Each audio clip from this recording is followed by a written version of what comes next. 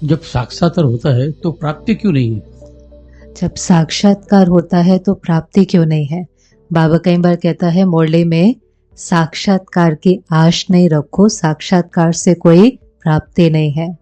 अब इसको समझना है, क्योंकि भक्ति में तो हम सिर्फ इसी चीज की आश रखते थे कि हमें क्या हो, साक्षात्कार हो। सारी भक्ति करते हैं और अंदर में जो उसका इंटेंशन होता है वो यही होता है कि भगवत प्राप्ति हो जाए, माना भगवान का एक बारी हमें दर्शन हो जाए, साक्षात्कार हो जाए। ऐसे नहीं तो कम से कम स्वप्न में तो हो जाए, सपने में तो कम से कम वो हमें दिखाई दे, और तब उनको लगता है कि हमने जो भक्ति की, हमने जो तपस्या करी, उसका हमें फल मिला।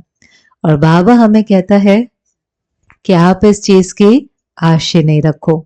अब समझना इससे क्या प्राप्ति होती है और क्या प्राप्ति नहीं होती। किसी को भी जब साक्षात्कार होता है तो नेचुरल सी बात है कि उस समय उसको बहुत खुशी मिलेगी।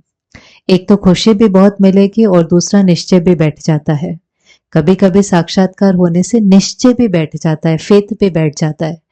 पर किस चीज की प्राप्ति नहीं होती कि केवल साक्षात्कार करने से जो हमारा लक्ष्य है, जो बाबा कहता है कि हम मनुष्य से देवता बन जाएं, हम अपने अंदर दैवी संस्कारों की स्थापना करें, हम याद से अपने विकर्मों को विनाश करें, जो हमारा लक्ष्य है संपूर्ण निर्विकारी बनने का, उसकी प्राप्ति नहीं होती। तो उसकी प्राप्ति के लिए बाबा ने कहा सिर्फ साक्षात्कार नहीं चाहिए, उसकी प्राप्ति के लिए क्या चाहिए, पढ़ाई चाहिए। तो बाबा उस समय कई बार उदाहरण देता था कि ऐसे जैसे क्लास होती थी, शुरुआत में कईयों को साक्षात्कार हो जाते थे, तो कई लोग होते थे जो चलती क्लास में भी बहुत सुंदर उनको कोई ना कोई सीनरियां दिखाई दे रही हैं, और जो पढ़ने वाले होते थे वो जब उनको देखते थे तो उनको लगता था ये तो ज्यादा अतीन्द्रिय सुख का अनुभव कर रहे हैं, ज्यादा मजे में है, ज्यादा आनंद में है। तो अंदर में आश होती थी कि हमें भी साक्षात्कार हो। फिर बाबा उनको पूछता था जब वो नीचे आ जाते थे कि दोनों में से ज्यादा प्राप्ति किसकी है।